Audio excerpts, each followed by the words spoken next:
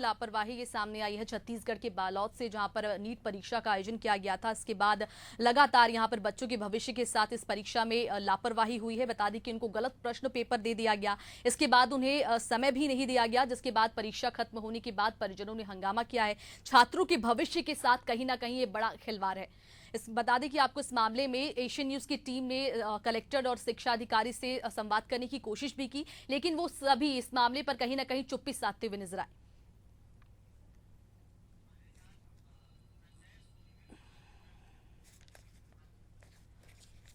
वहीं इस मामले में हमारे साथ संजय सोनवीर पलक विस्तार जानकारी के लिए जुड़ चुके हैं। सर, आपका बहुत स्वागत है एशियन न्यूज में। जी जी सर, जैसे कि नीट जैसी राष्ट्रीय स्तर की परीक्षा में ये बेहद ही बड़ी लापरवाही सामने आई है। बच्चों को गलत प्रश्न पेपर दे दिया गया, उसके बाद उन्हें समय भी नहीं दिया गया भरपूर। इन सभी घटनाक्रम का जिम्मेदार कौन होता है सर?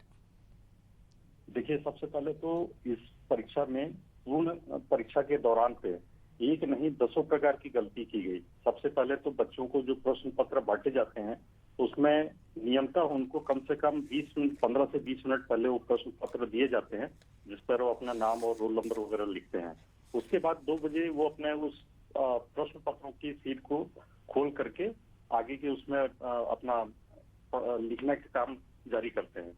लेकिन इनको एग्जैक्ट 2 बजे दिया गया, उसके बाद 40 मिनट के बाद में फिर दूसरा प्रश्न पत्र दिया गया और वो पुराने वाले प्रश्न पत्रों को वापस ले लिया गया।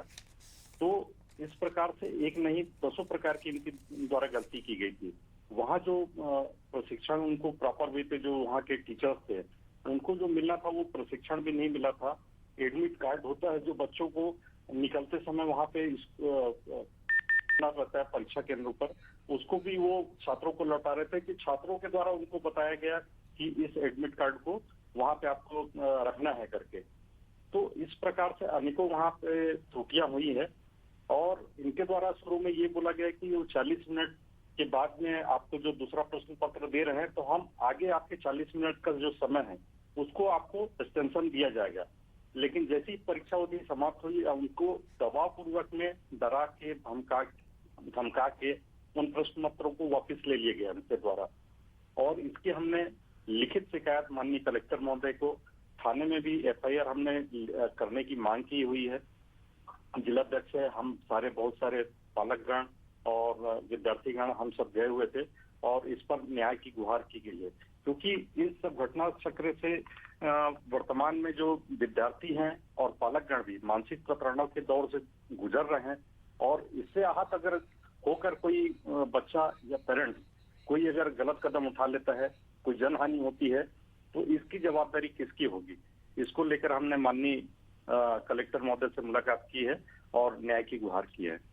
सर, ये बहुत ही बड़ी लापरवाही सामने आई है। क्या प्रशासन ने इस मामले में अभी तक कोई एक्शन लिया है? क्या बच्चों को न्याय मिल पाएगा इस पूरे मामले में सर?